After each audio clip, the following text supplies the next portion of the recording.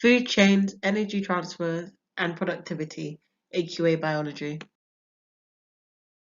Key terms: trophic level, which is feeding level, decomposers, which break down dead things, detrivores, which eat dead things and then digest it and excrete it, which means, passing feces, saprobionts, which are decomposers, producers, which are photosynthetic organisms, which manufacture organic substances, consumers, which are organic organisms which obtain energy by feeding other organisms rather than using sunlight directly. Food chain is the feeding relationship in which producers are eaten by primary consumers and then they are eaten by secondary. Food webs, which are food chains that are linked together. Biomass is the total mass of living material in a specific area at a given time. Exomorph uses its own processes to maintain body temperature. Endomorph, external processes are used to maintain body temperature. Egestion are when waste products which aren't used by the body. GPP, also known as gross product, gross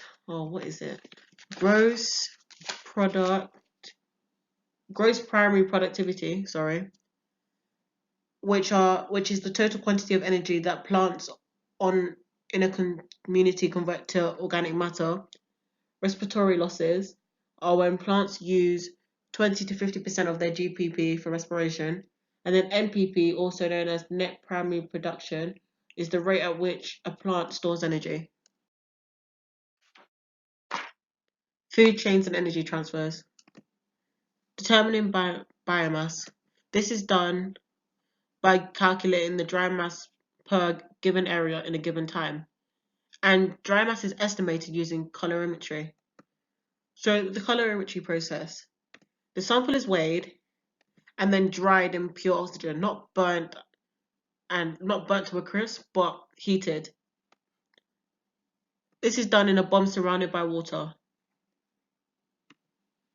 You will heat it and increase the temperature of the water, and then you will use the calculation. If you do chemistry, then you know it, which is Q equals MC delta T.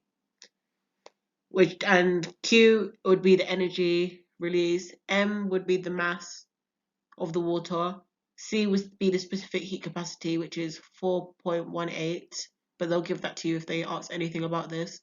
And then T, which was temperature change, so how much it increased or decreased. So how is energy lost in the food chain? The excretion of products,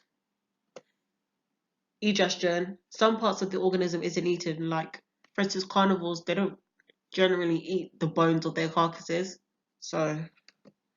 and maintaining body temperature. But even plants don't get the full amount of energy that they could potentially get, as there's energy lost from the sun, as 90% of light is reflected back by clouds, dust, or absorbed by the atmosphere. Not all wavelengths are absorbed and used for photosynthesis, and light might not fall upon the chlorophyll molecule, ergo photosynthesis won't take place. Energy transfer and productivity. The equation to work this out is NPP equals GP minus R. And the NPP of consumer calculation is N equals I minus F plus R. And basically what this stands for is N is NPP, I is chemical energy stored in ingested food, F is the energy lost in feces, and R is the energy lost in respiration. Now the reasons for relatively insufficient energy transfers between the trophic levels are that food chains generally have 4 to 5 trophic levels and energy losses between every single trophic level. And biomass is less at higher trophic levels. The total amount of energy available is less than the one above as they move up because people are moving, they're respiring, but they might not eat all of the food. They're trying to keep their internal conditions inside the body operating.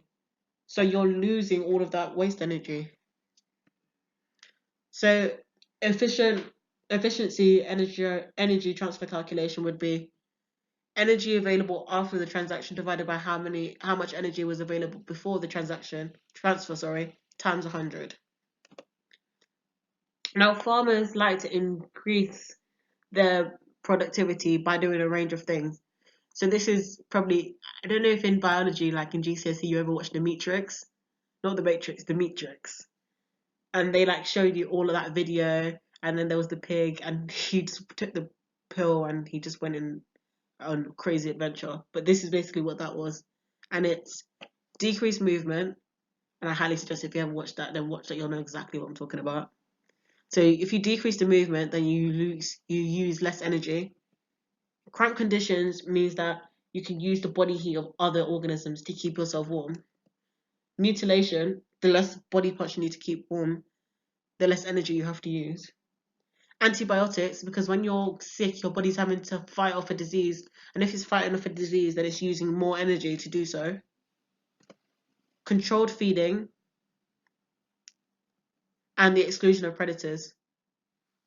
Now that's all there is for this topic so far. The next video will be about fertilizers, the uses of natural and artificial fertilizers, as well as nitrogen cycle and the phosphorus cycle. So if you like this video, then please like and subscribe, and I'll see you on the next one.